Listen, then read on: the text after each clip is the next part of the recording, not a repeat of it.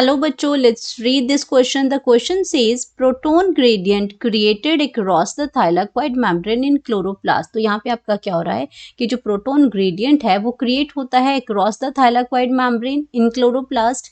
तो उससे क्या होगा? Increase the pH of lumen, breaks due to. तो यहाँ पे हम पहला क्या है, increase the pH of lumen. उससे प्रोटॉन ग्रेडियंट जब क्रिएट होता है तो क्या पीएच बढ़ जाता है ल्यूमन का.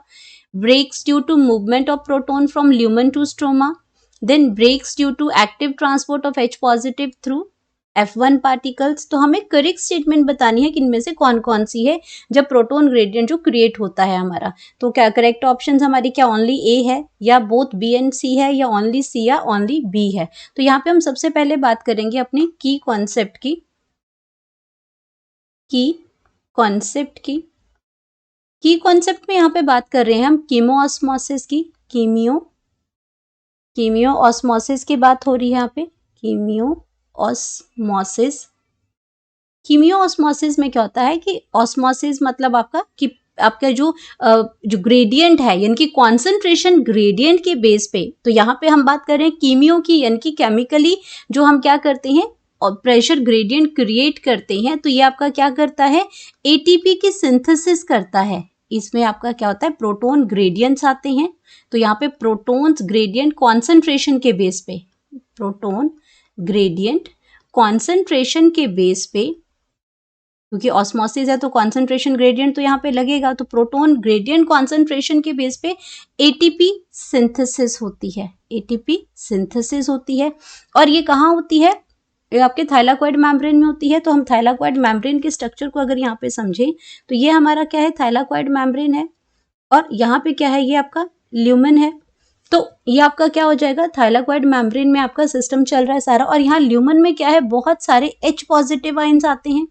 यहाँ पे हम क्या करते हैं, फोटोलिसिस ऑफ वाटर होती है, इलेक्ट्रॉन एक्साइटेड से आपके स्ट्रोमा से भी आपका, ये बाहर आपका क्या है, स्ट्रोमा है. बाहर स्ट्रोमा है, बाहर से आपके स्ट्रोमा से भी H पॉजिटिव आयन जो है वो अंदर की साइड आएंगे और ल्यूमन में आपका, और ये आपका क्या है, थाइलाकोइड मेम्ब्रेन है. ये क्या है, थाइलेक्वाइड मेम्ब्रेन है. अब थाइलेक्वाइड मेम्ब्रेन ये किसका स्ट्रक्चर है, क्लोरोप्लास्ट का एक्चुअल में. तो थाइलेक्वाइड मेम्ब्रेन के अंदर आपका क्या है, यहाँ पे फोटो सिस्टम 1 और 2 होते हैं, इलेक्ट्रॉन ट्रांसपोर्ट सिस्टम चलता है जिसकी वजह से electron H positive ion gradient जो है ल्यूमन में बढ़ते जा रहे हैं. ये आपका क्या है, ल्यूमन है थाइलेक्वाइड का, वहां बढ़ते जाएंगे. और अब यहाँ पे क्या होता है, कर इतना सब कुछ क्यों बढ़ा रहे हैं, क्योंकि यहाँ पे हमें क्या करना है, एटीपी सिंथेसिस करनी है. तो एटीपी सिंथेटेज के 2 यूनिट आते हैं. एक इसमें आपका क्या आता है, F0. यहाँ पे ये आपका इस तरीके से एक 2 सिस्टम बनते हैं यहाँ पे. तो ये आपका क्या ऊपर क्या आ जाएगा, ये F0 पार्ट है. यहाँ पे आपका क्या है, H पॉजिटिव आयन यहाँ से आएंगे. तो ये आपका पहला क्या है, F0 पार्ट है. और ये जो आपका F1 पार्टिकल है, और ये आपका है क्या एक्चुअल में, ये एटीपी सिंथेटेज है. एटीपी सिंथेटेज है, ये सिंथेज है, एटीपी सिंथेज है. अब एटीपी सिंथेज जो एंजाइम है यहाँ पे, ये आपकी आ जाएगी यहाँ पे. और यहाँ जैसे ही ग्रेडियंट बढ़ेंगे ये आपका क्या करेगी, एडीपी से एटीपी बनाएगी, एटीपी से एटीपी बना देगी ये. तो ये इसका फंक्शन है यहाँ पे. तो अब हमें पूछा गया है, ये जो ल्यूमन में H पॉजिटिव आयन है इसको हमने नाम दिया प्रोटॉन ग्रेडियंट. अब इन प्रोटॉन ग्रेडियंट की यहाँ पे बात हो रही है. तो ये पहला है कि जब प्रोटॉन ग्रेडियंट क्रिएट होता है cross the thylakoid membrane chloroplast में, तो ये इंक्रीज कर देता है पीएच ऑफ ल्यूमन. ये गलत है.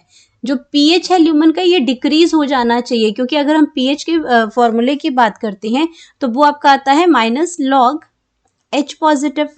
यहाँ पे आ जाएगा H पॉजिटिव. तो जैसे H पॉजिटिव जो है वो इंक्रीज होंगे तो आपका क्या है, पीएच जो है वो डिक्रीज हो जाना चाहिए, तो इंक्रीज नहीं होगा. तो पीएच शुड बी डिक्रीज. तो आपका क्या होगा, ये जो आपके जो स्टेटमेंट है ये गलत हो जाएगी पहली.